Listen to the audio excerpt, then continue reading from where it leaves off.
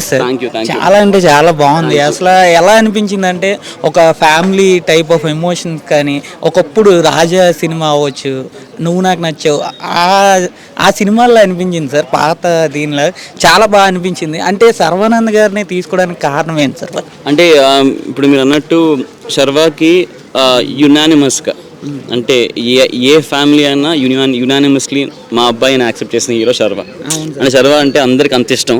So ఇలాంటి కథ అసలు శర్వా చేస్తే, శర్వా చెప్తే ఇలాంటి మీరైతే చెప్పాల్సిన పాయింట్ ఉందో అది శర్వా చెప్తే అసలు ఇంకా అద్భుతంగా ఉంటుంది. అండ్ యాక్టింగ్ శర్వా గురించి చెప్పగలదు. ఒక ఫెనామినల్ యాక్టర్ కావాలి ఈ రోల్కి. అండ్ చించేసాడు, మీరు చూసారు కదా. Highlight sir. అసలు ఫ్యామిలీ ఎమోషనల్గా బాగా కనెక్ట్ అయింది.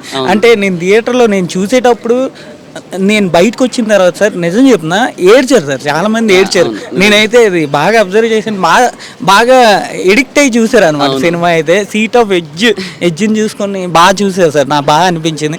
నెక్స్ట్ కృతి శెట్టి గారిని ఆ పర్ఫార్మెన్స్ అసలు ఆవిడ దీనికి సెట్ అవుతుంది అని అసలు ఎలా అనుకున్నారు సార్? ఐ థింక్ నేను చెప్పినట్టు ఐ థింక్ తనకు ఒక మంచి బ్యాలెన్స్ పర్ఫార్మర్. సో చాలా బాగా చేస్తుంది.